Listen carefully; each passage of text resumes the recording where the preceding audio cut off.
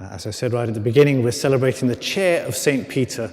And we're not celebrating a chair like the bishop's chair over there. We're not celebrating a piece of furniture. We are celebrating what that piece of furniture represents. It's, in universities you have professors who are the chair of physics or the chair of psychology or the chair of whatever it might be. And it's a teaching, it's a place of teaching. It's a teaching authority. And so what we're celebrating today is the teaching authority of Peter and his successors. Peter, we hear in this gospel, is given authority by Jesus. We've heard Jesus ask, "Who do you say I am?" And Peter responds, getting it right, not because of his own intelligence and his own giftedness, but and not by flesh and blood, Jesus says, but the Spirit of God that's given him this knowledge, this understanding of who Jesus is. Does he fully understand it? No, not yet. He doesn't fully understand what he's actually said. But so he said, "You are," and Jesus in return replies that you said this, Peter, so I say to you, you are. This is who you are, Peter. This is who you are. You are Peter. Petras, Pierre in French, you are Pierre, and therefore I call you Pierre. I call you Rock. Rock, I call you Rock.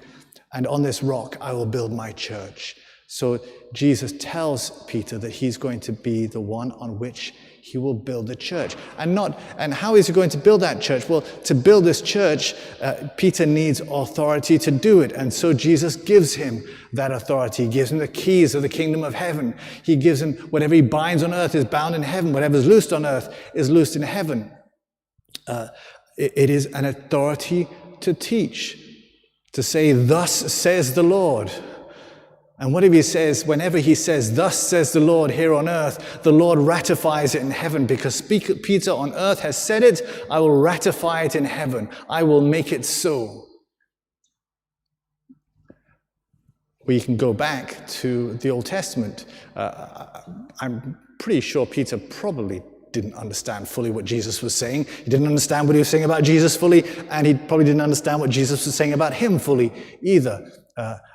Giving him the keys of the kingdom, he may have remembered Isaiah, I think 22, speaking when the Lord spoke through Isaiah about Shebna and who was going to be removed from his post. He was the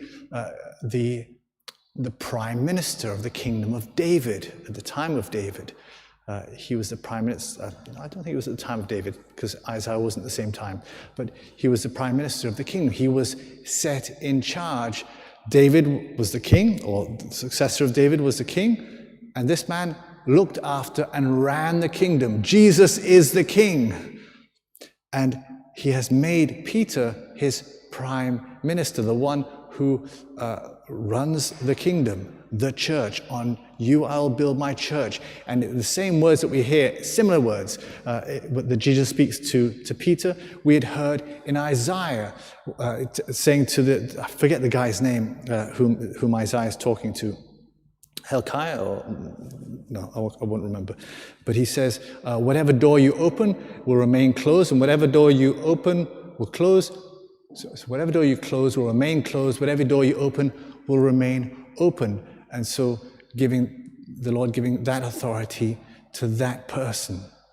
And so Peter may have remembered this. Peter may have understood, but that understanding will have come out more later on. And you and I, we need Peter to have authority to teach. We need it. You need it and I need it. Because how else are we going to know the truth? Jesus came and he said, I am the way, the truth, and the life. He teaches, he is truth, and he teaches truth. And you and I, we need to know what is true. What is the Lord actually saying? What has the Lord actually said? What is the true teaching? What is true teaching or what is false teaching? And if we don't know which is which, then we will often choose the false teaching. And we will soon depart the way of the Lord to follow another way and walk into darkness and off a cliff. And so how are we to know what is the truth? Jesus has given us a sure foundation, and that is Peter and his teaching authority, and that authority given to Peter and his successors to the church. So how do we know what is true? When one church says this, and another church says that, and another church again says this, and everybody's teaching something different. It's going, what does Peter say? What has Peter declared to be true? If Peter has said it, that is what it is. And that I shall follow. And you know, we can go on. You know, some people will maybe criticize Pope Francis, and maybe he's saying this, that, or another about him. But you know, the thing is, Jesus has made a promise. He's given Peter the keys of the kingdom, and the gates of hell shall not hold out against it. We will not be deceived by the enemies of the church. And so, although we might be confused by things, we hold on to the teaching of the church. We don't abandon the teaching of the church because we don't fully understand what one of the teachers is saying. We hold fast to the teaching of the church. That the church will not fall because Jesus has made that promise.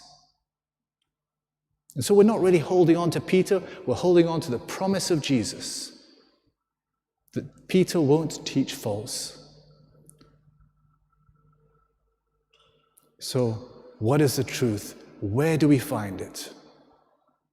Jesus has given us that sure foundation, that certain knowledge, that promise to back it up. And so let us hold fast to that.